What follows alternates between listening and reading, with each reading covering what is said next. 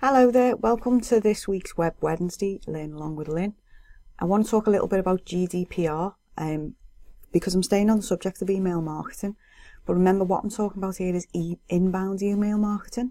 So inbound email marketing is when you have something like a sign-up form on your website and people sign up.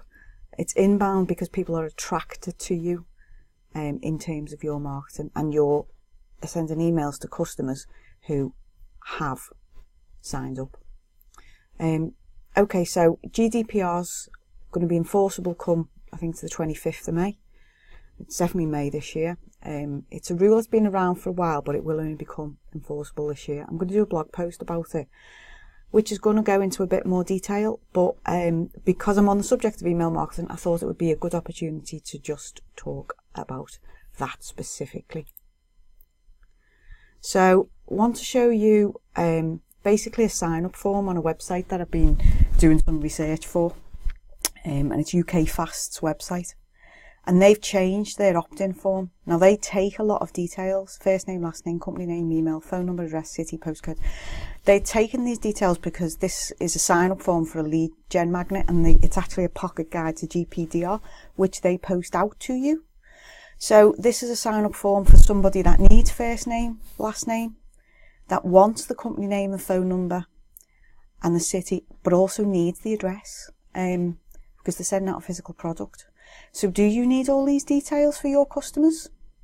When it comes to GDPR, General Data Protection Rules, okay, when it comes to GDPR, it's very much about consent, and it's probably one of the first and most significant rules that it introduces, because it's about consent of someone has specifically given you them details for a specific person and they've consented to do that. I'm showing you this form because it's a particularly well-grounded example. It is asking for the details, so it's asking for consent to send you the pocket guide.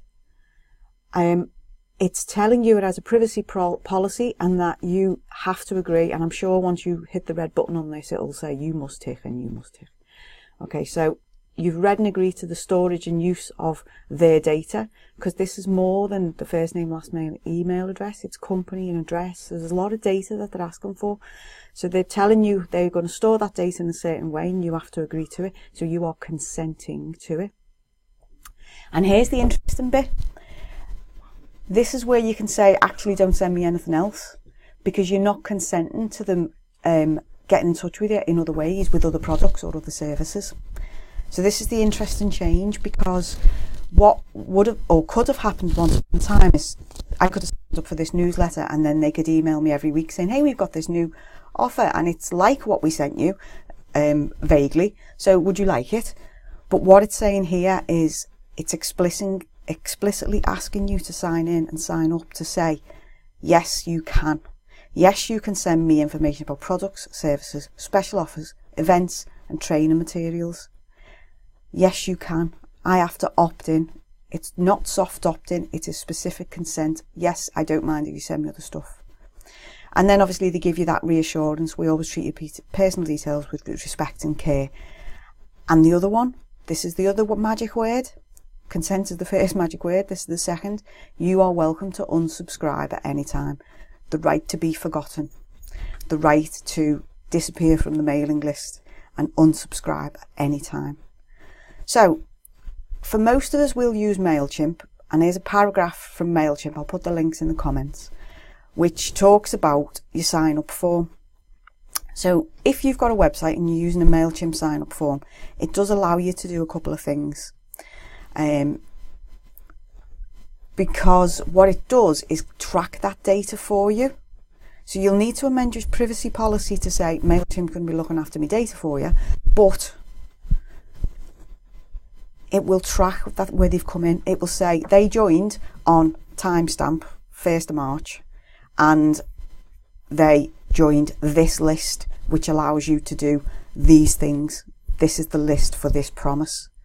So that's what you need to think about in MailChimp. If you've only got one marketing list and it's a newsletter type list, as long as you're saying yes, I want to join your newsletter marketing list. I give you consent to contact me with your newsletters. And I give you consent to allow MailChimp to store my data. Then they are opting into that. It gives you the option of a double opt-in. And this might be great if, say, you're offering a freebie. So say you're offering 20% off all future orders.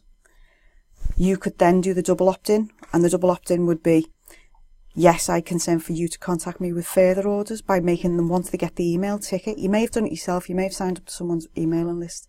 And when you sign up to the email list, it says, you must confirm by giving the email when, before you access this document. And you get an email and you have to say, click, yes, I want to join this mailing list. And very often you can get that document. You need to be able to give that document prior, because freebies have to be free. It shouldn't be a condition of giving them a mailing list and a condition of them signing up to your whatever it is. So the double opt-in in MailChimp is a great thing. So literally click to say, yes, give me the freebie, let them download it, send them an email to their address saying, hey, would you like our regular newsletter, or even on a specific newsletter? Cover your bases. If you don't comply with the GDPR and the British rules, which obviously because we're leaving Europe and stuff like that, then you can be fined up to 4% of your annual turnover. Nobody wants that. So use the double opt-in. Keep yourself safe and use the double opt-in. So they sign up, tick and say, yes, I agree. Terms and conditions, that sort of stuff like we have on here. Good example. Only take the details you know, because the least detail, only take the details you need, because the least details you need, the better. It's safer to keep. And then make them sign up to your newsletter by sending them an email saying, hey, you said you would like to join. Please do, tick this form, and we will start sending you our newsletters. And that's called a double opt-in. And that is quite easy to set up in MailChimp. I am writing a blog post about this, so I may cover that as part of the MailChimp part and show you how to use that part specifically within MailChimp. Right, I've gone on longer because it's 7 minutes and I don't usually like doing that. But if you've got any questions, I'm no lawyer, but I'll do my best to answer them. And look out for that blog post soon.